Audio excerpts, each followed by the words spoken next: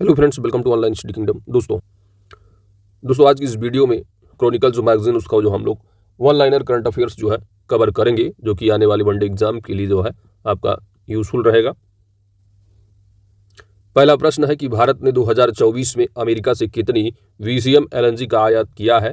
तो 7.14 VCM है।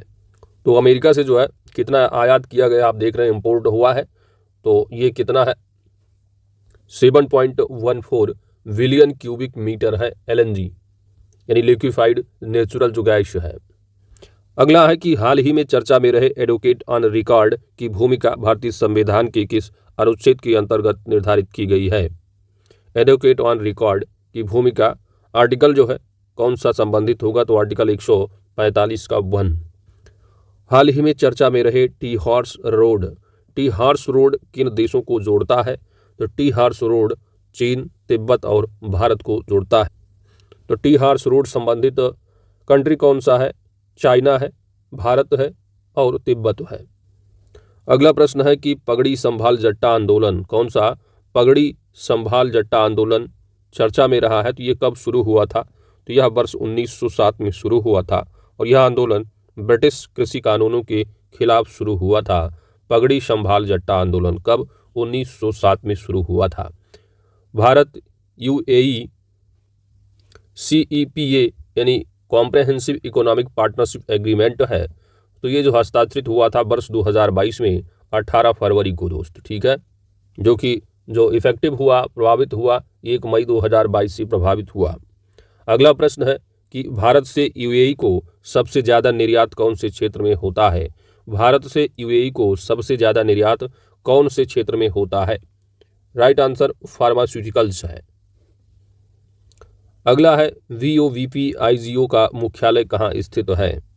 VOVP bay of Bengal programme inter government organisation है। BOP का फुल फॉर्म क्या होगा? Bay of Bengal programme. IGO यानी इंटर गवर्नमेंटल ऑर्गेनाइजेशन, तो ये बेसिकली जो है, जो कि रीजनल फिशरीज हैं, उनकी एडवाइजरी बॉडी है, जो कि इस्टेब्लिश की गई थी वर्ष 2003 में। कब? वर्ष 2003 में, और इसका हेडक्वार्टर है चेन्नई, भारत में। अगला प्रश्न है कि हाल ही में चर्चा में रहे UNCLOS 1982 किससे संबंधित है? ये 1982 का कानून है UNCLOS, UN that is United Nations Convention on the Law of the Sea. यह एक समुद्री कानून है। कब का है? 1982 का। अगला प्रश्न है कि शक्तिकांत दास कितने वर्षों तक RBI गवर्नर रहे? 6 वर्ष तक, और वो विमल जलान के बाद 6 साल तक इस पद पर रहने वाले दूसरे RBI गवर्नर हैं। पहले कौन थे? विमल जलान। के बाद लगातार 6 वर्ष तक दूसरे बने हैं ये शक्तिकांत दास। शक्तिकांत दास किस महत्वपूर्ण पद पर नियुक्त हुए हैं? तो यह प्रधानमंत्री के प्रधान सचिव के रूप में नियुक्त हो गए हैं। हाल ही में चर्चा में रहे महाराष्ट्र का कौन सा किला शिवाजी महाराज की राजधानी था? चर्चा में रहा महाराष्ट्र का कौन सा किला जो कि शिवाजी महाराज की राजधानी था? तो वो था रायगढ़ किला। कौन सा? रायगढ़ किला। रत्नागिरी की मूर्तियों में पाई गई प्रमुख बौद्ध मुद्रा कौन सी है? रत्नागिरी की मूर्तियों में पाई गई प्रमुख मुद्रा कौन सी है? यह भूमि स्पर्श मुद्रा है, जो कि यह मुद्रा बुद्ध की ज्ञान प्राप्ति का प्रतीक है। हाल ही में electronic personal licence that is EPL, तो EPL यानी इलेक्ट्रॉनिक पर्सनल लाइसेंस किस संगठन द्वारा लागू किया गया है? यह नागरिक उड्डयन महानिदेशालय DGCA के द्वारा लागू किया गया है। तो DGCA के द्वारा कौन सा लाइसेंस लागू किया गया? तो इलेक्ट्रॉनिक पर्सनल लाइसेंस है EPL, ठीक है। तो यह फ्लाइट क्रू के लिए है। अगला प्रश्न है कि अंतर्राष्ट्रीय नागरिक उड्डयन संगठन दैट इज ICAO का मुख्यालय कहाँ पर है? यह मॉन्ट्रियल, कनाडा में है। कहाँ पर है? मॉन्ट्रियल, कनाडा में। अगला प्रश्न है कि तकनीकी अभिग्रहण निधि है। तकनीकी अभिग्रहण निधि टेक्नोलॉजी एडॉप्शन फंड के तहत MSME को कितनी वित्तीय सहायता मिल सकती है? कितनी वित्तीय सहायता मिल सकती है? तो 60% सहायता मिल सकती है। अगला प्रश्न है कि हाल ही में चर्चा में रहे भारतीय प्रतिस्पर्धा आयोग किस वर्ष स्थापित हुआ था? तो भारतीय प्रतिस्पर्धा आयोग का गठन वर्ष 2003 में हुआ था। कब स्थापित हुआ? वर्ष 2003 में। यदि कोई सांसद लगातार 60 दिनों तक संसद की बैठक से अनुपस्थित रहता है तो उसे अयोग्य घोषित करने का निर्णय कौन लेता है? तो उसे अयोग्य घोषित करने का निर्णय कौन लेता है? तो चाहे वो राज्यसभा हो, लोकसभा, तो वो संबंधित जो सदन होगा वो जो है घोषणा करेगा। और सदन की अध्यक्षता कौन करता है? तो अध्यक्ष होंगे। लोकसभा है तो अध्यक्ष, और आपका अगर राज्यसभा है तो उसके अध्यक्ष जो उपराष्ट्रपति होते हैं, यानी राज्यसभा का सभापति। आर्टिकल 19(2) है, तो अनुच्छेद 19(2) के तहत कितने आधारों पर अभिव्यक्ति की स्वतंत्रता पर प्रतिबंध लगाया जा सकता है? तो अभिव्यक्ति की स्वतंत्रता पर जो प्रतिबंध लगाया जा सकता है 19 के तहत, वो है 6 आधार हैं। कौन कौन से हैं 6 आधार? तो आप पॉलिटी में पढ़ते हो तो आप बताया जाता है कि 19(2) जो स्टेट है आपका, वो अभिव्यक्ति की स्वतंत्रता पर जो है प्रतिबंध लगाने का अधिकार उसके पास होगा यदि भारत की सुरक्षा व संप्रभुता की बात आती है। भारत की सुरक्षा व संप्रभुता। दूसरा कोई मानहानि। तीसरा है विदेशी राज्यों के साथ मैत्रीपूर्ण संबंध की कोई बात है। चौथा शिष्टाचार या सदाचार संबंधित बातें हैं, या न्यायालय की जो अवमानना की बातें आती हैं। तो ये 6 बातें हैं जिसके आधार पर अभिव्यक्ति की स्वतंत्रता पर प्रतिबंध लगाया जा सकता है, जो कि आपका फंडामेंटल राइट है। भारत में ट्रिपल पी यहाँ पर मतलब होगा आपका पब्लिक प्राइवेट पार्टनरशिप। तो पब्लिक और प्राइवेट पार्टनरशिप परियोजनाओं के लिए कौन सी वित्तीय सहायता योजना उपलब्ध है? तो यह व्यवहार्यता अंतर्निधि है। कौन सी? व्यवहार्यता अंतर्निधि है। हाल ही में चर्चा में रहे स्विस चैलेंज विधि क्या है? तो ये प्रतिस्पर्धी निविदा प्रक्रिया है। अगला प्रश्न है कि भारत सरकार ने क्वांटम अनुसंधान के लिए कौन सा मिशन शुरू किया है? क्वांटम अनुसंधान के लिए कौन सा मिशन भारत सरकार ने शुरू किया है? तो यह राष्ट्रीय क्वांटम मिशन शुरू किया गया है। राष्ट्रीय क्वांटम मिशन। हाल ही में आरबीआई ने किस सहकारी बैंक पर प्रतिबंध लगाए हैं? तो किस सहकारी बैंक पर प्रतिबंध लगाया गया आरबीआई के द्वारा? तो न्यू इंडिया कोऑपरेटिव बैंक पर प्रतिबंध लगा दिया गया है। आरबीआई द्वारा सरकारी बैंकों पर किस कानून के तहत नियंत्रण किया जाता है? आरबीआई द्वारा सहकारी बैंकों पर किस कानून के तहत नियंत्रण किया जाता है? बैंकिंग विनियमन अधिनियम 1949 के तहत। हाल ही में चर्चा में रहे सूचना प्रौद्योगिकी अधिनियम 2000 की धारा 67 किससे संबंधित है? तो आईटी जो अधिनियम 2000 है, इसकी जो सेक्शन 67 है, यह किससे संबंधित है? तो इलेक्ट्रॉनिक रूप में अश्लील सामग्री के प्रकाशन या प्रसारण पर दंड से संबंधित है। तो इलेक्ट्रॉनिक रूप में अश्लील सामग्री के प्रकाशन या प्रसारण पर संबंधित जो सूचना प्रौद्योगिकी अधिनियम 2000 की धारा वो कौन सी है? तो जो सेक्शन है वो 67 है। एनडीआरएफ का वित्त पोषण स्रोत क्या है? एनडीआरएफ का वित्त पोषण स्रोत क्या है? तो ये जीएसटी मुआवजा जो उपकर होता है उससे जो है ये वित्त पोषण किया जाता है एनडीआरएफ का। अगला प्रश्न है कि हाल ही में चर्चा में रहा कोरोनल होल। कौन सा होल? कोरोनल होल क्या है? ये सौर कोरोना में ठंडे क्षेत्र हैं। कौन सा क्षेत्र है? ठंडा क्षेत्र है सौर कोरोना में, कोरोनल होल। ठीक है, कौन सा?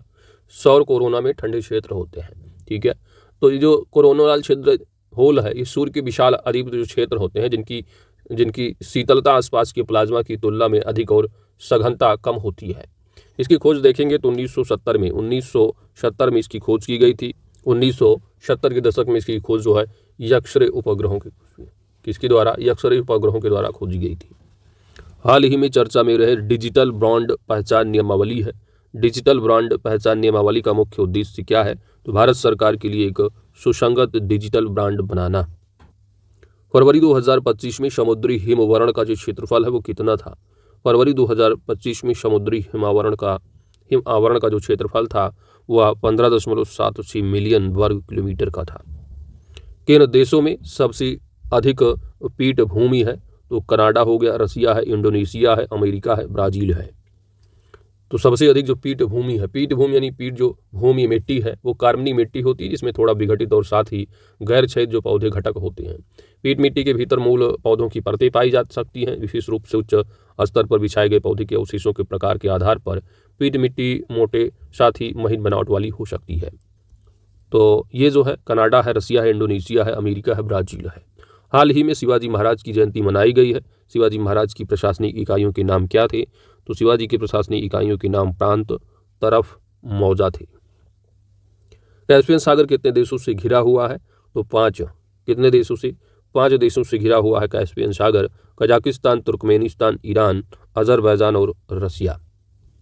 किससे? 5 हैं। कजाकिस्तान, तुर्कमेनिस्तान, ईरान, अजरबैजान और रसिया से। हाल ही में चर्चा में रहे कैस्पियन पाइपलाइन कंसोर्टियम किस देश से तेल परिवहन करता है? तो कजाकिस्तान से। कहाँ से? कजाकिस्तान से। नेक्स्ट है आर्बिट्रेशन एंड कंसिलिएशन संशोधन अधिनियम 2019 के तहत कौन सी संस्था स्थापित की गई है? ये संस्था है आर्बिट्रेशन काउंसिल ऑफ इंडिया। किस अधिनियम के तहत? आर्बिट्रेशन एंड कंसिलिएशन संशोधन अधिनियम 2019 के तहत। सॉइल हेल्थ कार्ड योजना का 2022-23 से किस योजना में विलय किया गया? तो राष्ट्रीय कृषि विकास योजना में विलय किया गया। तो सॉइल हेल्थ कार्ड योजना का 2022-23 से किस योजना में विलय किया गया? तो यह राष्ट्रीय कृषि विकास योजना में विलय किया गया। भारत के वस्त्र और परिधान निर्यात का लगभग आधा हिस्सा किन क्षेत्रों या देशों में जाता है? अमेरिका और यूरोपीय संघ को। आंध्र प्रदेश सरकार द्वारा हाल ही में प्रस्तावित नीति के तहत वर्क फ्रॉम होम को बढ़ावा देने का मुख्य उद्देश्य क्या है? यह महिला पेशेवरों को अधिक अवसर प्रदान करना। अगला प्रश्न है कि परम्बिकुलम जो टाइगर रिजर्व है, कौन सा? परम्बिकुलम टाइगर रिजर्व किस राज्य में स्थित है? तो ये केरल राज्य में स्थित है। केरल में पर्यटन क्षेत्र का राज्य की जीडीपी में जो योगदान है वह कितना है? तो केरल में पर्यटन क्षेत्र का राज्य की जीडीपी में 10% योगदान है। हाल ही में प्रस्तावित आव्रजन और विदेशी विधेयक 2025 के अनुसार यदि कोई विदेशी व्यक्ति भारत में फर्जी दस्तावेजों के साथ प्रवेश करता है तो उसे अधिकतम कितनी सजा हो सकती है? तो आव्रजन और विदेशी विधेयक 2025 प्रस्तावित है। इसके अनुसार यदि कोई विदेशी व्यक्ति जो कि भारत में फर्जी दस्तावेजों के आधार पर यदि इंटर करता है तो उसे अधिकतम जो सजा होगी 2 से लेकर के 7 साल तक, 2 से 7 साल जेल में और 1 से 10 लाख रुपए जुर्माना हो सकता है। भारत में टाइफाइड के लिए कौन सा टीका उपलब्ध? टीके कौन से हैं? तो भारत में टाइफाइड के लिए कौन सा टीका उपलब्ध है? तो ये टाइफाइड टीसीबी टाइप 1A है और टाइफिम VI टाइफाइड के लिए उपलब्ध टीके हैं। तो ये 3 तरह के टीके हैं। टाइफाइड TCB है, टाइप 21A है और टाइफिम VI है। अगला प्रश्न है कि जो टाइफाइड है वो किस बैक्टीरिया से फैलता है? तो टाइफाइड किस बैक्टीरिया से फैलता है? इस बैक्टीरिया का नाम है साल्मोनेला टाइफी बैक्टीरिया। कौन सा बैक्टीरिया है? साल्मोनेला टाइफी बैक्टीरिया है। भारतीय संविधान के किस अनुच्छेद में न्यायपालिका और कार्यपालिका के पृथक्करण की बात की गई है? तो पृथक्करण अलग करना है तो 50-50 यानी 50 आर्टिकल होगा आपका। न्यायपालिका और कार्यपालिका के पृथक्करण की बात आर्टिकल 50 है जो कि DPSP में मिलेगा आपको। Directive principle of state policy article जो शुरू होता है आपका 36 से लेकर के 51 तक। 51 ये आप जानते हो आपका फंडामेंटल ड्यूटीज का है। अगला प्रश्न है कि हाल ही में चर्चा में रहे भारत में medical termination of pregnancy MTP medical termination of pregnancy act किस वर्ष लागू हुआ था? तो यह वर्ष है 1971। भारत में टाइफाइड के कितने अनुमानित मामले प्रतिवर्ष होते हैं? भारत में टाइफाइड के कितने अनुमानित मामले प्रतिवर्ष होते हैं? तो यह अनुमानित जो है 4.5 मिलियन है, यानी लगभग 45 लाख। अगला है आपका एलात की खाड़ी किस समुद्र से जुड़ी हुई है? कौन सी खाड़ी है? एलात की। तो एलात की खाड़ी किस समुद्र से जुड़ी हुई है? लाल सागर से। तो रेड सी से जुड़ी हुई है एलात की खाड़ी। हाल ही में जारी विश्व बैंक की रिपोर्ट के अनुसार हीट वेव के कारण कितने प्रतिशत भारतीय भूमि जल संकट का सामना कर रही है? वेरी इंपॉर्टेंट प्रश्न है दोस्त, मोस्ट इंपॉर्टेंट है। विश्व की रिपोर्ट के अनुसार बैंक जो वर्ल्ड बैंक की रिपोर्ट है, किसकी है? World bank. तो वर्ल्ड बैंक की रिपोर्ट के अनुसार बताया जा रहा है कि हीट वेव के कारण कितने प्रतिशत भारतीय जो भूमि जल संकट का सामना कर रही है? यह 54%। 54% भारतीय भूमि जल संकट का सामना कर रही है। किसके कारण? हीट वेव के कारण। यह विश्व बैंक की रिपोर्ट है। भारत में न्यायाधीशों को हटाने से संबंधित कौन से 2 अनुच्छेद लागू होते हैं? तो अनुच्छेद 124 और 217 है। तो 124 तो आपका सुप्रीम कोर्ट वाला होगा, 217 आपका हाई कोर्ट का होगा। हाल ही में चर्चा में रहे डोकरा किला, कौन सा किला? डोकरा किला। डोकरा किला किस तकनीक का उपयोग करके बनाई जाती है? तो डोकरा जो कला है, डोकरा कला जो है वो तकनीक का उपयोग करके बनाई जाती है। तो डोकरा कला जो है लास्ट बैक्स तकनीक की, कौन सा लास्ट बैक्स तकनीक है? तो डोकरा या ढोकरा अगर पूछा जाता है तो बेसिकली ये जो है प्राचीन जो वेल मेटल शिल्प का एक रूप है, जो कि बेल मेटल शिल्प के नाम से भी इसको जाना जाता है। और ये जो है दामर जो जनजाति है इससे आया हुआ है ढोकरा या डोकरा जो नाम है। और बेसिकली ये चर्चा में इसलिए रहा क्योंकि हाल ही में भारत के प्रधानमंत्री जो फ्रांस की जो राष्ट्रपति इमैनुअल मैक्रोन को भारत की समृद्धि आदिवासी कला को प्रदर्शित करते हुए जड़े हुए पत्थरों से सजे संगीतकारों को दर्शाती बारीकी रूप से जो तैयार की गई डोकरा कलाकृति जो है वो भेंट की थी इमैनुअल मैक्रोन को मोदी जी ने। तो जो डोकरा कला है ये 4000 साल से भी पुरानी कला है। और ये डोकरा डामर जो जनजाति है उसकी प्रचलित लोक कला जो कि पूर्वी भारत, विशेष रूप से आपका जो पश्चिम बंगाल है ना, उड़ीसा, झारखंड और छत्तीसगढ़ में पाए जाने वाले जो है पारंपरिक ये धातुकार हैं। जो डोकरा जो कला है ये तकनीक का उपयोग करके जो बनाई जाती है वो लास्ट बैक्स तकनीक है। किस देश यानी जहाँ से कुछ संवैधानिक प्रावधान भारत ने अपने संविधान में ग्रहण किया है, न्यायपालिका की शक्ति संसद द्वारा नियंत्रित होती है। तो किस देश में न्यायपालिका की शक्ति संसद द्वारा नियंत्रित होती है? यूनाइटेड किंगडम, यूके है। भारतीय दंड संहिता आईपीसी की कौन सी धारा व्यभिचार एडल्टरी से संबंधित है? तो आईपीसी की धारा 497 है। अगला है आपका भारतीय पुरातत्व सर्वेक्षण एएसआई किस अधिनियम के तहत कार्य करता है? यह प्राचीन स्मारक एवं पुरातात्विक स्थल एवं अवशेष अधिनियम 1958 के तहत। भारत में राष्ट्रपति शासन अधिकतम कितने वर्षों तक लागू रह सकता है? तो ये संसद की मंजूरी से राष्ट्रपति शासन को अधिकतम 3 वर्षों तक बढ़ाया जा सकता है। हाल ही में चर्चा में रहे सागर द्वीप, कौन सा द्वीप? सागर द्वीप किस राज्य में स्थित है? तो सागर द्वीप का लोकेशन होगा पश्चिम बंगाल में।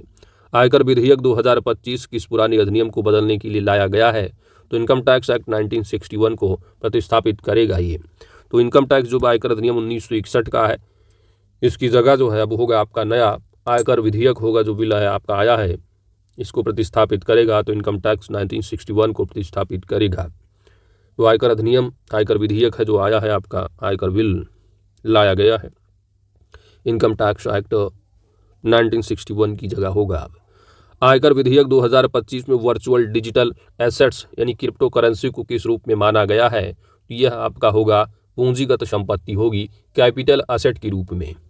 समझ रहे हैं, कैपिटल एसेट के रूप में जो है इसको क्रिप्टो करेंसी को माना गया है। तो ये भी आपका टैक्सेबल हो जाएगा एज कैपिटल। जब कैपिटल एसेट्स इसको मानेंगे तो कैपिटल गेन इस पर लगाएंगे, है ना, क्योंकि आप जानते हो सैलरीड वाले को इनकम सैलरी होगी, बिजनेस वालों के लिए इनकम फ्रॉम हाउस जिसके पास है इनकम फ्रॉम हाउस प्रॉपर्टी कटने के हिसाब से टैक्स लगता है, पीजीबीपी होता है, फिर कैपिटल गेन है। और जो कुछ भी नहीं इनमें बचता है तो सरकार लगाती है इनकम फ्रॉम अदर सोर्स के रूप में। सट्टा बाजारी से पैसा आते हैं तब वहाँ पर भी ऐसे सब लगता है।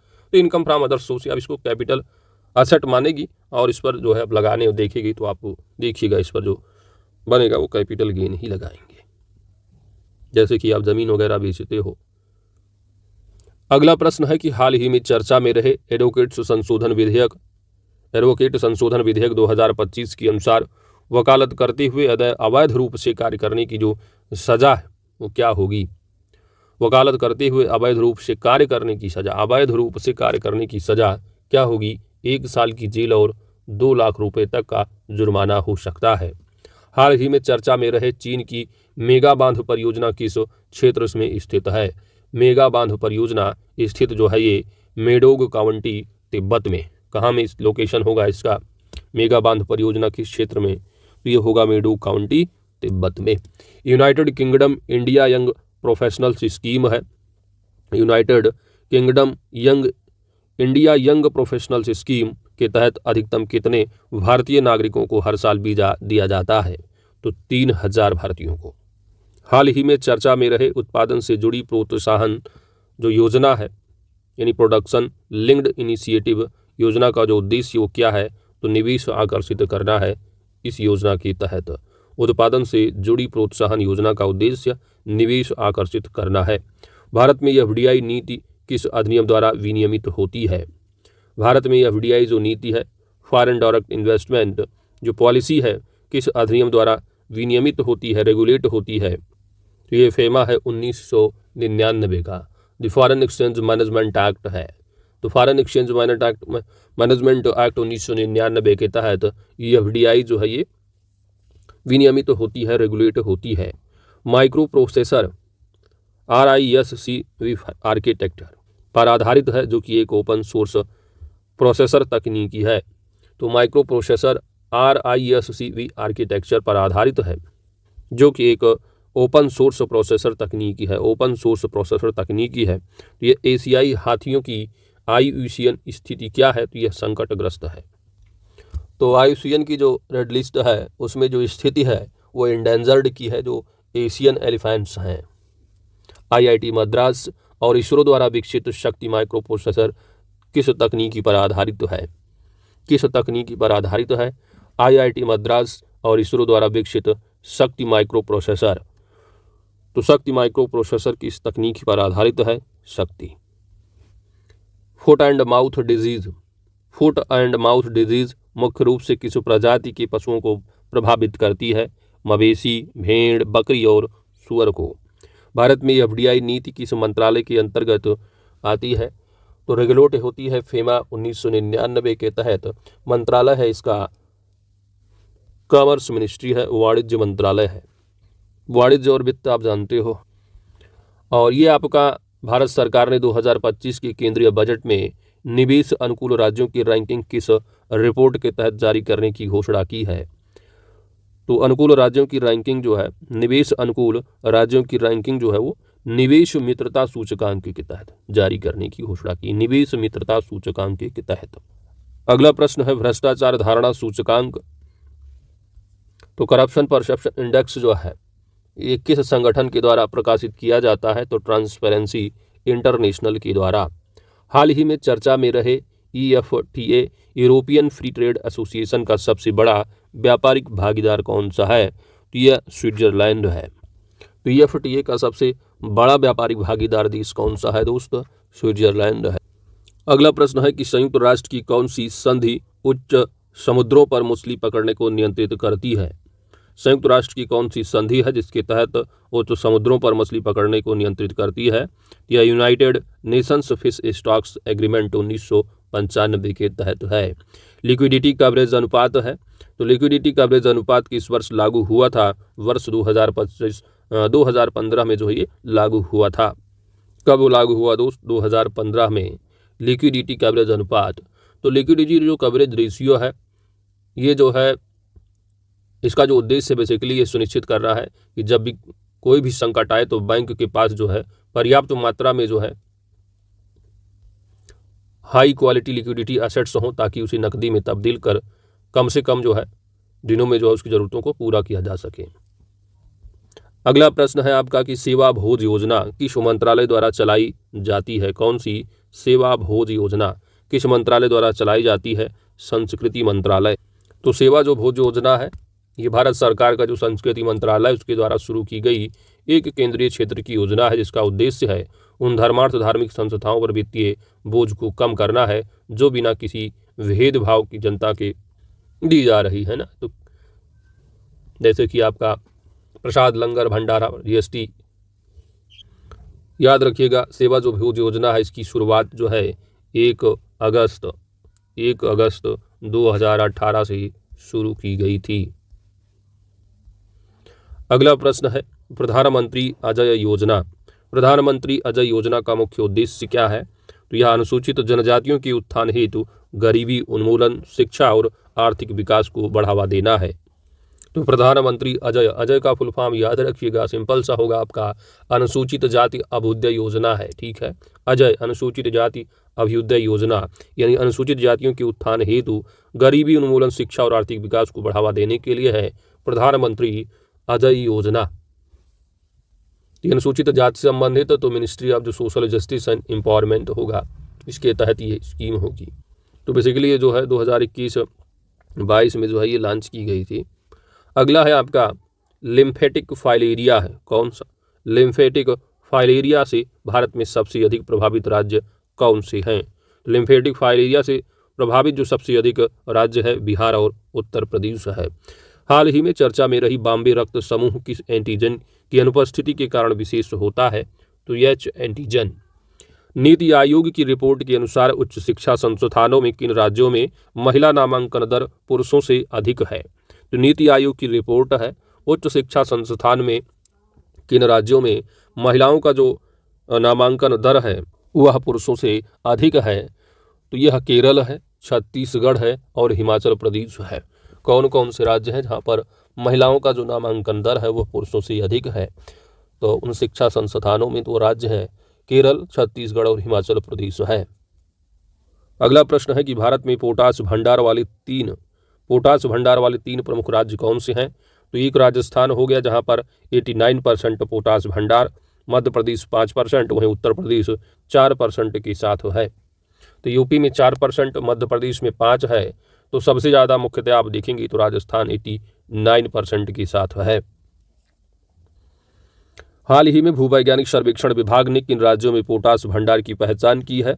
हाल ही में भूवैज्ञानिक सर्वेक्षण विभाग ने किन राज्यों में पोटाश भंडार की पहचान की है? ये पंजाब और राजस्थान में भूवैज्ञानिक सर्वेक्षण के अनुसार है। तो पोटाश भंडार की पहचान की गई पंजाब और राजस्थान। आंकड़ों का देखेंगे तो 89% के साथ राजस्थान नंबर 1 पर है, एमपी में 5 है, यूपी में 4 है। हाल ही में चर्चा में रहे दशावतार पारंपरिक नाट्य रूप किस राज्य से संबंधित है? दशावतार पारंपरिक नाट्य, यह महाराष्ट्र और गोवा। बिम्स्टेक की कुल कितने सदस्य हैं? तो बिम्स्टेक में कुल 7 सदस्य हैं। बांग्लादेश, भारत, श्रीलंका, थाईलैंड, म्यांमार, नेपाल और भूटान हैं बिम्स्टेक।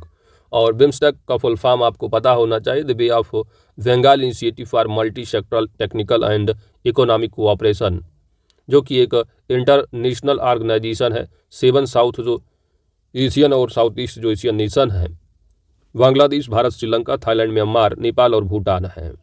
तो ये कब फाउंड हुआ? तो ये जो है आपका 1997, कब? 1997 में जो है ये स्थापित हुआ।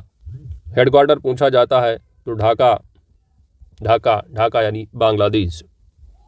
हाल ही में चर्चा में रहे मोरंड गांजल सिंचाई परियोजना है। मोंडल गांजल सिंचाई परियोजना किस राज्य में स्थित है? तो यह मध्य प्रदेश में है। वेसल 3 नाम से किससे संबंधित है? तो ये बैंकिंग सेक्टर से है। निजी सदस्य विधेयक है। निजी सदस्य विधेयक द्वारा केंद्र में अंतिम बार कानून कब बना था? तो अंतिम बार कब कानून बना था? तो अब तक केवल 14 निजी सदस्य विधेयक कानून बने हैं, जिनमें अंतिम था 1970 में। हाल ही में चर्चा में रहे अनुच्छेद 200 के अनुसार राज्यपाल किसी विधेयक के साथ क्या कर सकते हैं? तो सहमति दे सकते हैं, अस्वीकृत कर सकते हैं या राष्ट्रपति को भेज सकते हैं। हाल ही में चर्चा में रहे डिब्रू सैखोवा राष्ट्रीय उद्यान है। तो डिब्रू सैखोवा राष्ट्रीय उद्यान किन नदियों से घिरा हुआ है? तो ब्रह्मपुत्र, लोहित और डिब्रू। ठीक है, तो ब्रह्मपुत्र, लोहित और डिब्रू। लोकेशन क्या होगा? तो डिब्रू से आप जानते हो जाएगा असम। क्या? असम। भारत के कौन से औद्योगिक क्लस्टर हाल ही में वर्ल्ड इकोनॉमिक फोरम इनिशिएटिव में शामिल हुए हैं? तो गोपालपुर, काकीनाडा, मुंबई, केरल, हाइड्रोजन वैली, मुंद्रा, ये सभी हैं। ठीक है, गोपालपुर, काकीनाडा, मुंबई, केरल, हाइड्रोजन वैली हो गया और मुंद्रा। ठीक है, तो गोपालपुर, काकीनाडा, मुंबई हो गया, केरल हाइड्रोजन वैली है और मुंद्रा है, ये शामिल हुए हैं औद्योगिक क्लस्टर के रूप में वर्ल्ड इकोनॉमिक फोरम इनिशिएटिव में। अगला प्रश्न है कि पुनर्गठित राष्ट्रीय बांस मिशन है।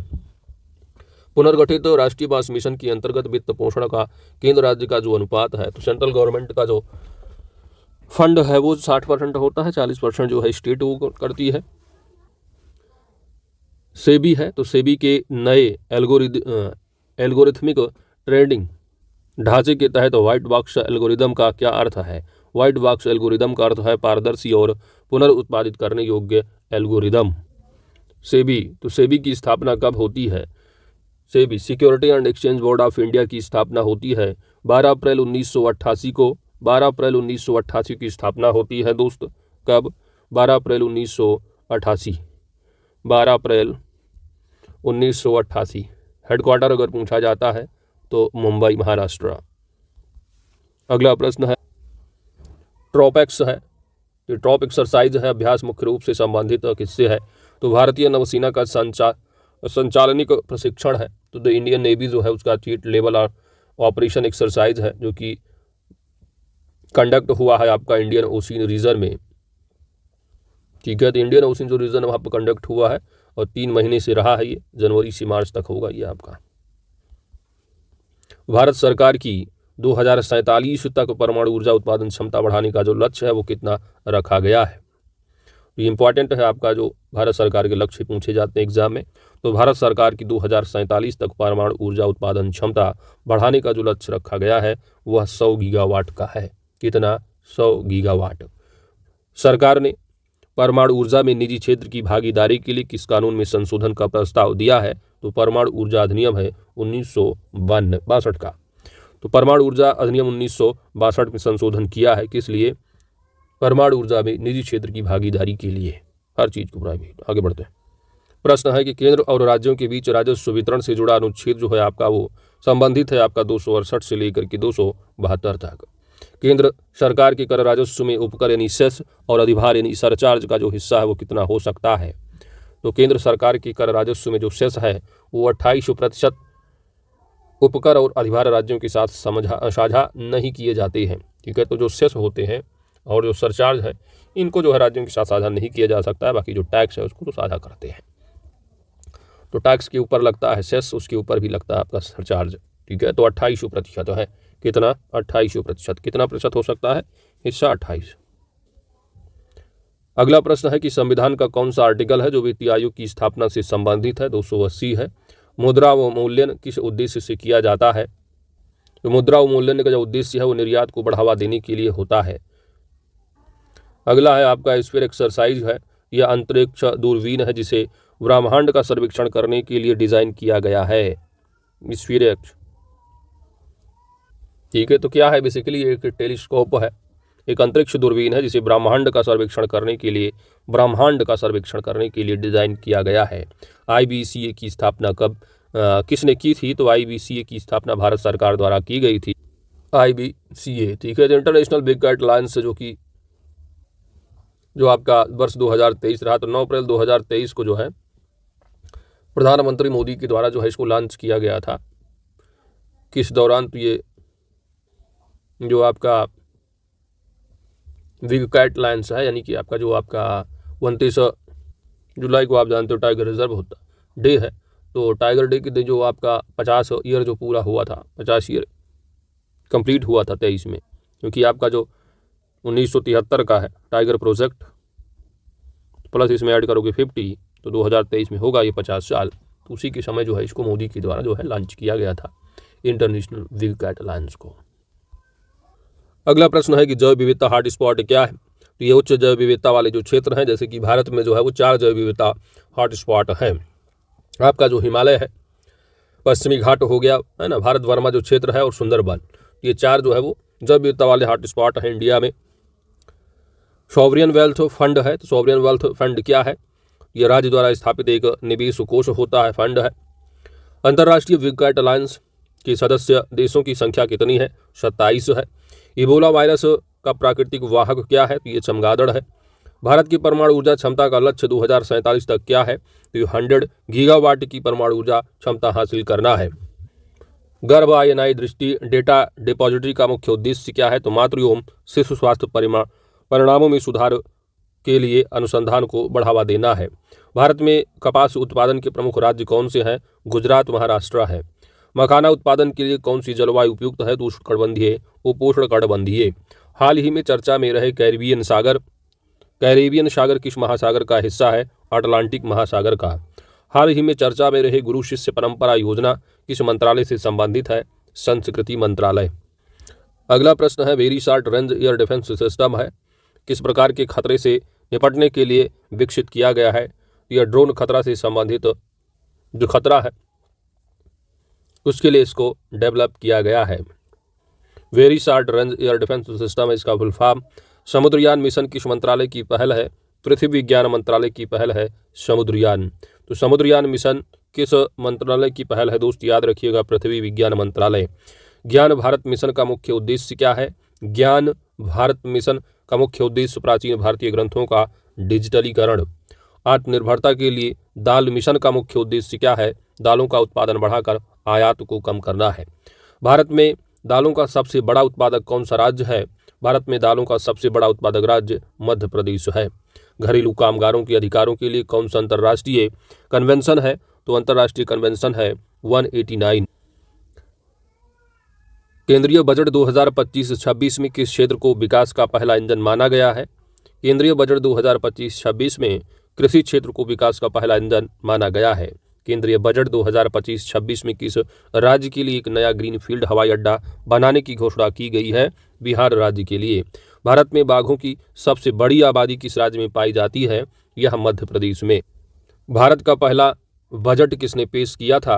भारत का पहला बजट आर.के. शनमुखम शेट्टी ने पेश किया था। आर्थिक सर्वेक्षण 2024-25 के अनुसार भारत के ऋण बाजार की सबसे बड़ी चुनौती क्या है? तो सबसे बड़ी चुनौती है पूंजी का कम होना। भारत में मानसिक स्वास्थ्य सेवाओं के लिए कौन सी हेल्पलाइन है? यह किरण हेल्पलाइन है। तो किरण हेल्पलाइन संबंधित है मानसिक स्वास्थ्य सेवाओं से।